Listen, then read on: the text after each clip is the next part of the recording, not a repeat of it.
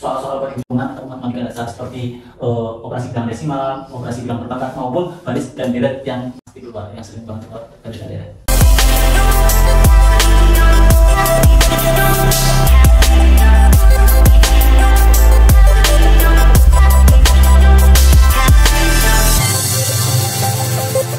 Halo teman-teman, kembali lagi bersama saya Agus Supriyadi. Di sini saya akan menjelaskan kembali terkait dengan PPG Prajabatan. Setelah sebelumnya kita telah membahas terkait dengan apa sih PPG Prajabatan itu, sekarang di sini saya akan menjelaskan seputar tahapan-tahapan seleksi yang harus dilewati bagi pendaftar program PPG Prajabatan. Nah, untuk tahapan seleksi yang akan dilalui oleh peserta pendaftar, yang pertama adalah tahapan seleksi administrasi, yang kedua tahapan tes substantif, dan tahapan yang terakhir yaitu tahapan tes wawancara. Untuk tes administrasi itu sendiri, kunci utama dari tes administrasi itu adalah peserta didik akan mengisi sebuah esai, di mana esai itu yang akan menjadi pertimbangan bagi peserta didik akan diloloskan ataupun tidak untuk melanjutkan ke tahap selanjutnya.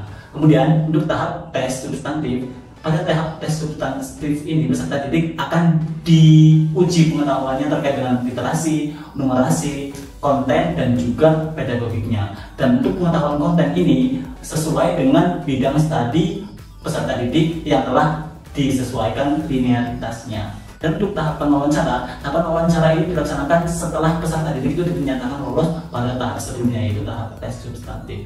Jadi tidak semua pelamar akan mencapai pada tahap wawancara ini, karena tahap wawancara ini dikhususkan bagi mereka-mereka yang telah lolos pada tahap tes administrasi dan juga tes substantif. Batas nilainya berapa Kak untuk tes substantif itu?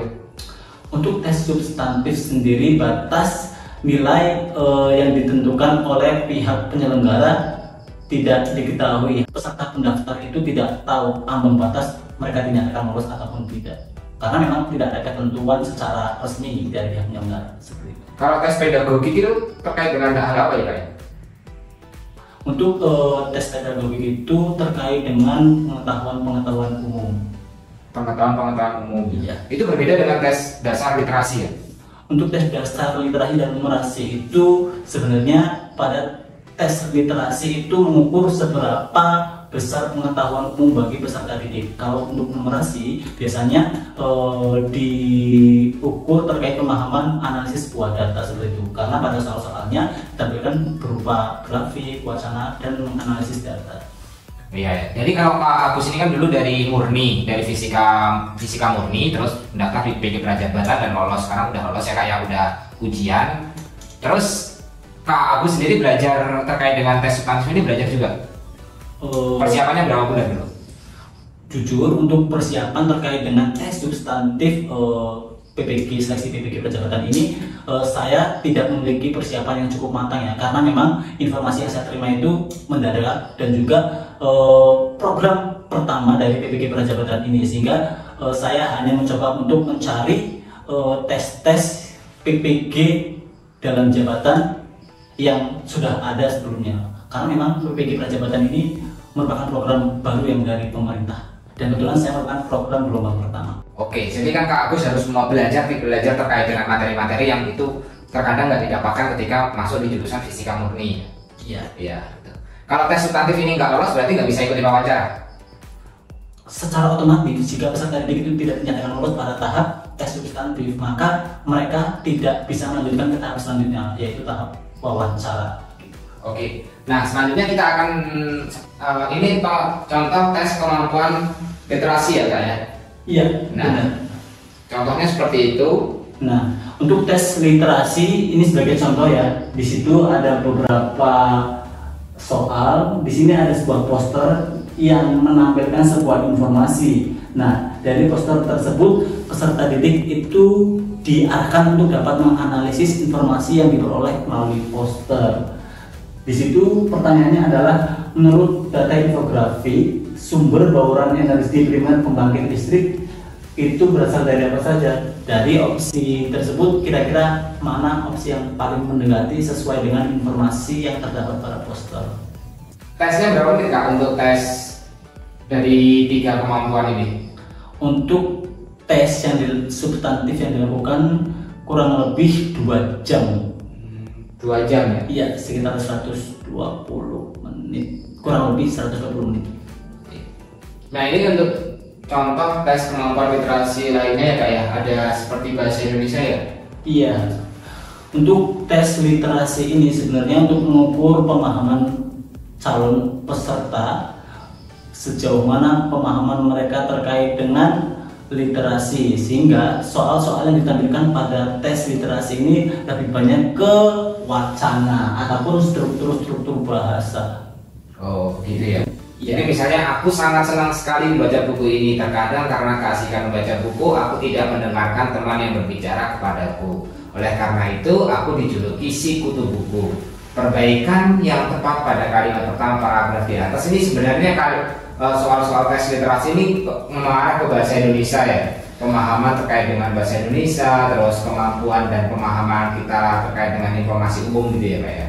Untuk literasi ini kebetulan pada soal ini mengacu pada struktur kalimat yang tepat, ya lebih mengarah ke bahasa Indonesia karena di situ penggunaan diksi kalimat, penggunaan kosakata yang tepat ataupun pemburusan kata sangat diperhatikan. Harapannya melalui tes literasi ini calon peserta didik itu mampu memahami literasi secara utuh.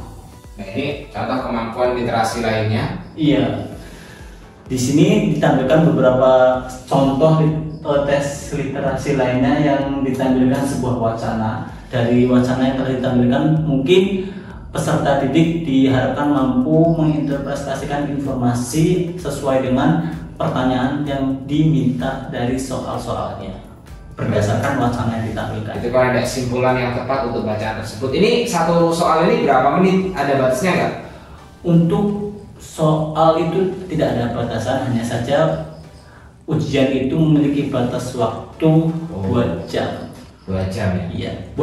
Boleh nggak diatur? Sehingga nantinya peserta didik bisa mengira-ngirakan, bisa memilih soal-soal yang memang bisa dikerjakan terlebih dahulu. Jadi nggak harus urut ya Kak ya?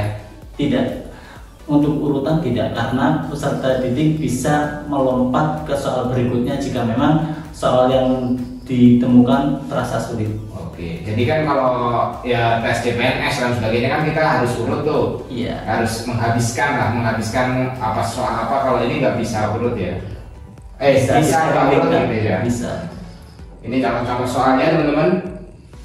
Nah ini ada contoh kemampuan numerasi. Setelah tes literasi di sini peserta didik juga dituntut untuk mampu memahami sebuah data berdasarkan grafik maupun sebuah tabel. Kebetulan di sini ada sebuah grafik yang ditampilkan di sana dan beberapa keterangan melalui sebuah wacana paragraf yang menginterpretasikan sebuah grafik itu sendiri. Nah, untuk pertanyaannya di situ biasanya peserta didik diminta untuk mencari sebuah informasi, misal kesimpulan ataupun hal-hal lain yang disesuaikan dengan grafik, data maupun tabel. Itu contohnya di Indonesia diperkirakan akan mengalami kenaikan alokasi upah lebih dari 9% dari tahun sebelumnya. Itu didapatkan dari sumber bacaan tadi ya Pak ya? Iya, yang diperoleh berdasarkan grafik. Nah ini contoh soal numerasi lainnya. Ini masih sama dengan informasi. Ini berupa grafik diagram. Di sana ditampilkan sebuah informasi melalui wacana dan juga diagram. Kemudian untuk soal pertanyaannya itu bisa, ini berikut ini adalah sebuah pernyataan yang dapat berdasarkan paragraf pertama.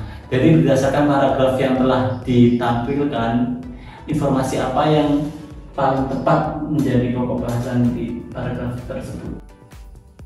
Itu jawabannya di iklan menjadi salah satu sumber pendapatan podcast. Iya.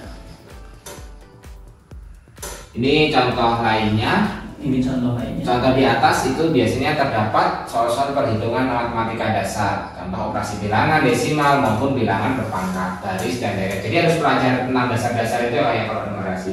Iya, dalam soal-soal numerasi selain soal dalam bentuk wacana, tabel, grafik, dan diagram, biasanya soal-soal numerasi itu lebih banyak dihadirkan dengan contoh-contoh soal-soal perhitungan atau matematika dasar seperti operasi bilangan desimal, operasi bilangan berpangkat maupun baris dan deret yang pasti keluar, yang sering banget keluar baris dan deret. Itu harus belajar ya. Ya, itu harus dipelajari.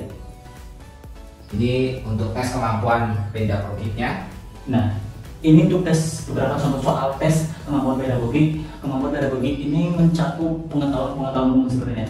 Nah, salah satu contoh di situ ada soal kemampuan peserta didik untuk membina hubungan dan kemampuan motivasi diri termasuk dalam kecerdasan.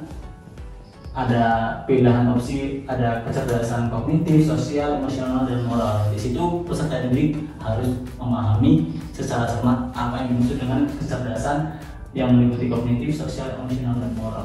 jadi harus belajar kayak kalau kemampuan pedagogik ini. Iya, Dari semua soal itu menurut Kak Agus, apa yang paling susah tes itu?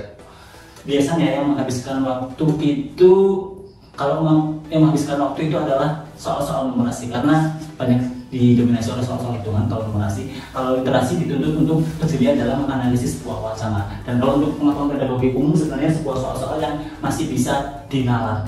Masih bisa dinalar. Iya. Asalkan kamu jawabannya. Asalkan penalarannya cukup bagus, pasti bisa Bisa, ya. opsi yang paling tepat. Nah, mungkin itu saja yang bisa saya sharingkan seputar dengan tahapan tes dari program PPG Prajabatan dan juga beberapa contoh-contoh soal-soal yang akan ditanyakan di tes substantif. Nah, mungkin itu saja yang bisa saya sharingkan.